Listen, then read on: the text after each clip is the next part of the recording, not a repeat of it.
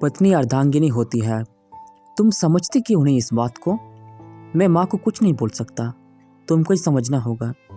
निकुंज ने खींचकर मोहिनी से कहा, मैं क्या समझूं और कब तक? उन्हें भी समझना चाहिए कि मैं अब नई ब्याहता दुल्हन नहीं रह गई। अब मुझ पर 2 बच्चों की भी जिम्मेदारी है। अब घर का सारा काम मुझसे अकेले ही नहीं होता। मोहिनी चिढ़कर बोली, तो तुम चाहती हो कि मेरी माँ अब आराम करने की उम्र में चौका बर्तन करे? मैं तुमसे पहले भी कह चुका हूँ और आज आखिरी बार कह रहा हूँ कि मेरी माँ मेरे लिए भगवान है। वो कोई काम नहीं करेगी। मेरी माँ ने बहुत झेला क्योंकि पापा ने कभी उनकी परवाह नहीं की। घर पर सिर्फ दादी का राज था। वो जो कहती थी वही होता था।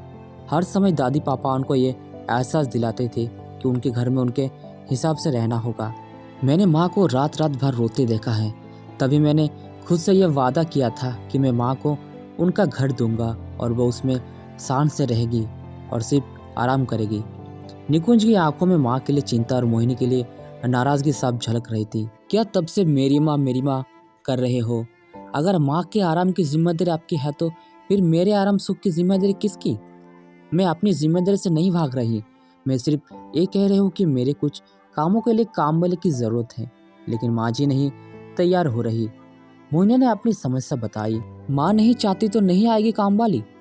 उन्होंने भी अकेले ही सब किया तो तुम क्यों नहीं कर सकती? निकुंज अभी भी मोहिनी की बात मानने को तैयार नहीं था। जानते हो निकुंज, तुम में और तुम्हारे पापा में कोई खास अंतर नहीं है। तुम दोनों ने ही अपनी पत्नी को अपनी माँ के लिए उपेक्षित किया। तुम और तुम्हारी माँ आज मेरे साथ वही कर रहे हो जो उनके साथ दादी जी और पापा जी ने किया। अगर तुम और तुम्हारी माँ मेरे पति के उदासीन व्यवहार को सही मानते हो तो फिर दादी जी और पापा जी भी अपने जगह सही थे। तुम कुछ अलग नहीं कर रहे। कल को अपना बेटा भी आपके और माँ जी के लिए यही सोच रखेगा। मोहिनी ने निकुंज को आईना दिखा दिया। वहीं अपने कमरे में बैठी माँ जी दूल्हा जी को भी एहसास हुआ कि उनकी सांस और उनमें कोई अंतर नहीं रहा। उनकी सांस ने किया शायद वही उनका स्वभाव था, लेकिन मैं तो जानबूझकर कर रही हूँ और बेटे को भी जालिम और अत्याचारी पति बना रही। वो तुरंत मोहिनी और निकुंज के कमरे में गई। निकुंज, बहुत सही कह रही। तुम वही उसके साथ कर रहे जो तेरे पापा ने मेरे साथ किया। मैं नहीं चाहती कि जैसे मेरे दिल में अपने पति के लिए घृणा और गुस्सा है, उसके दिल में भी अपने पति के लिए बने। माना कि तेरी नज़र में माँ का स्थान भगवान का है, लेकिन पत्नी भी अर्धांगिनी होती है, यानी पति का आधा हिस्सा।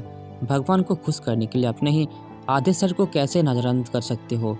माफ़ कर दे बहू, आज से वही होगा जो तुमको सही लगे। माँ जी, ये घर हम सबका है तो सभी मिलकर काम करें और सभी की ज़रूरतों और ख्वाहिशों को ख्याल रखा जाए।